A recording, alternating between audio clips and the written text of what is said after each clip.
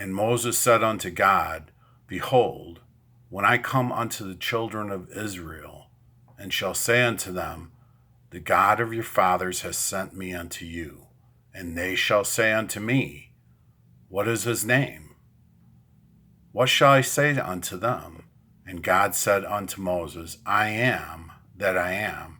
And he said, Thus shall you say unto the children of Israel, I am has sent me unto you. So basically, I am is a be verb. He is. He is that he is. He is an all existent one. He is the only one before all creation, and he will be forever. He is eternal. So I am that I am, he says to tell the children of Israel. He told Moses to say that. So let's go into Exodus and look at the Ten Commandments real quickly. I am the Lord your God, who brought you out of Egypt, out of the land of slavery. You shall have no other gods before me. You shall not make for yourself an idol in the form of anything in heaven above, or on the earth beneath, or in the waters below. You shall not bow down to them or worship them. For I, the Lord your God, am a jealous God, punishing the children for the sin of the fathers to the third and fourth generation of those who hate me, but showing love to 1,000 generations of those who love me and keep my commandments. You shall not misuse the name of the Lord your God, for the Lord will not hold anyone guiltless who misuses his name.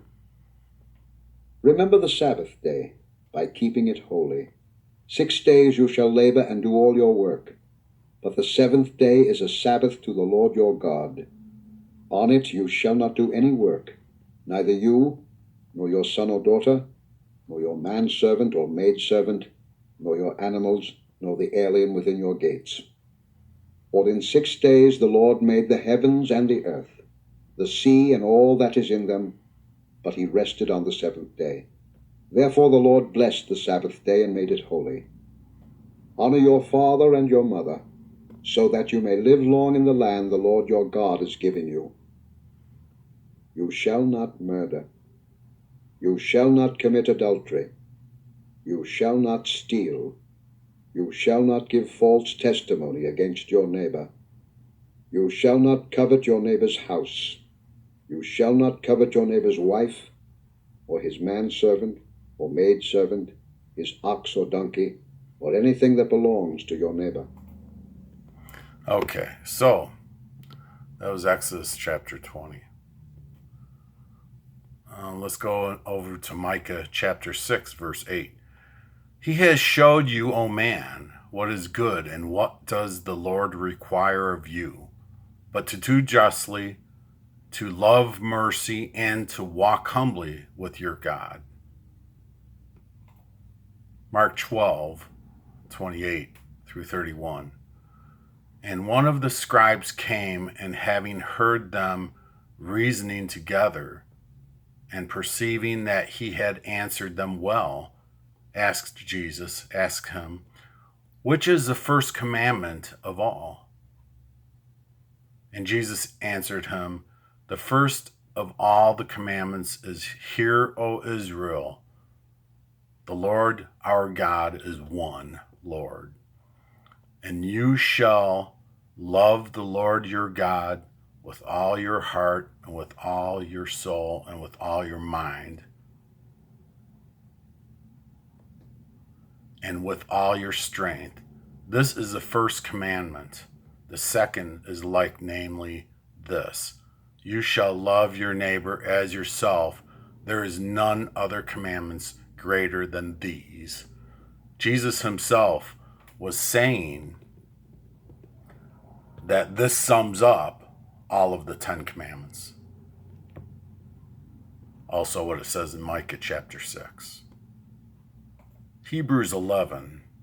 But without faith, it is impossible to please him, to please God. For he that comes to God must believe that he is, God is, going back to that be verb again, all existent one, and that he is a rewarder of them that diligently seek him.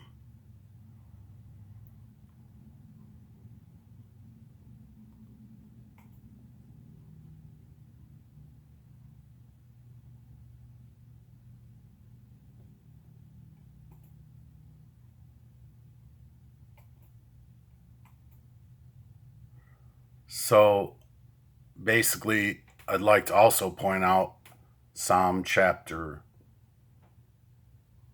1, the full chapter of Psalm. Blessed is the man who does not walk in the counsel of the wicked, or stand in the way of sinners, or sit in the seat of mockers.